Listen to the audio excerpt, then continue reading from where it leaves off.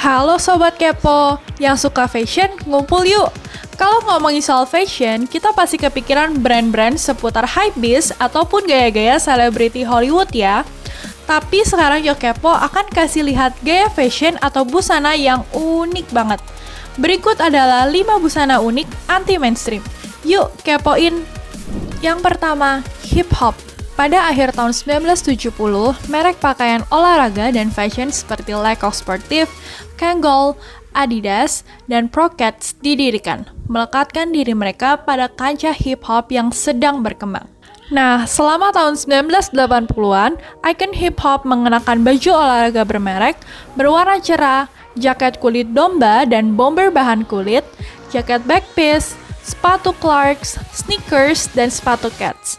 Merek sepatu Keds yang akan digunakan oleh ikon hip hop termasuk Pro-Keds, Puma, Converse Chuck Taylor All Stars, dan Adidas Superstars yang sering kali memiliki tali sepatu kebesaran.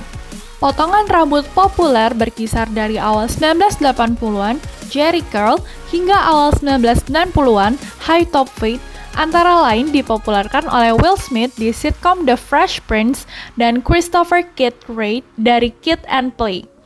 Aksesoris trending termasuk kacamata besar, topi bucket hat Kangol, ikat pinggang nama, serta beberapa cincin dan perhiasan emas berat.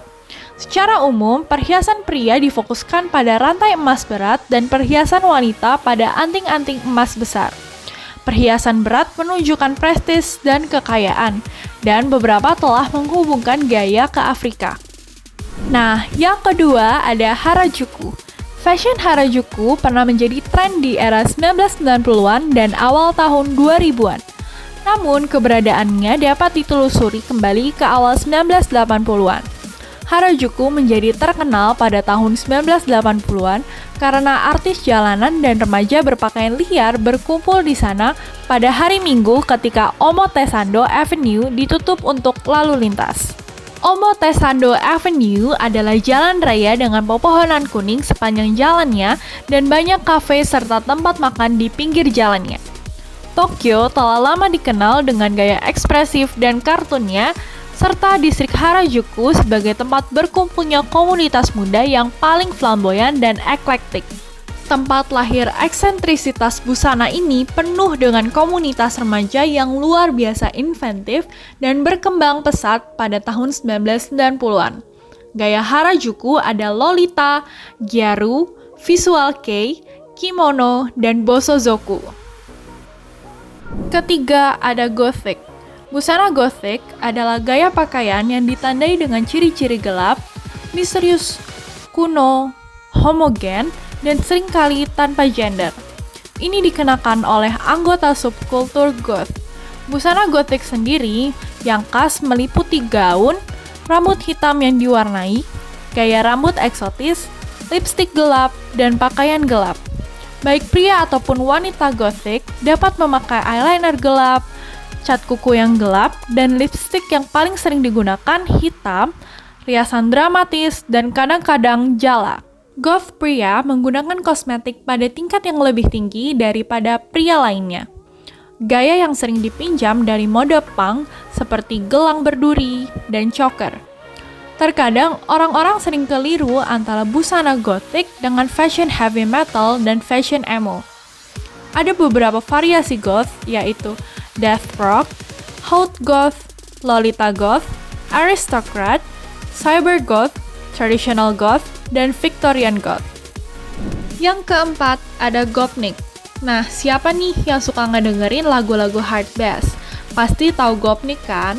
Gopnik adalah anggota subkultur di Rusia, Ukraina, Belarusia, dan di daerah bekas Republik Soviet lainnya. Sebutan untuk seorang pria muda adalah Gopota, sedangkan wanita disebut sebagai Gopnitsa, yang berlatar belakang pekerjaan dan pendidikan yang rendah. Subkultur Gopota berakar pada akhir Kekaisaran Rusia dan berkembang selama abad ke-20 di banyak kota di Uni Soviet.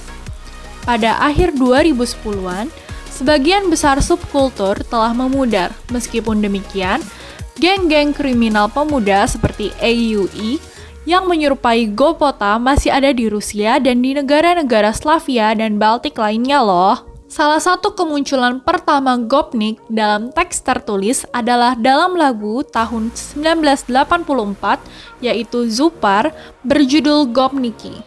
Gopnik sendiri identik dengan baju olahraga Adidas ataupun Puma yang dimana kebanyakan Adidas yang dipopulerkan oleh tim Soviet Olimpiade Moskow pada tahun 1980.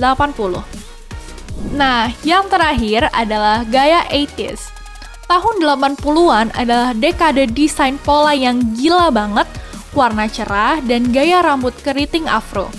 Masa tahun 80-an atau yang populer disebut sebagai 80s memiliki gaya yang sangat khas sehingga banyak yang menyebutnya the look of the 80s.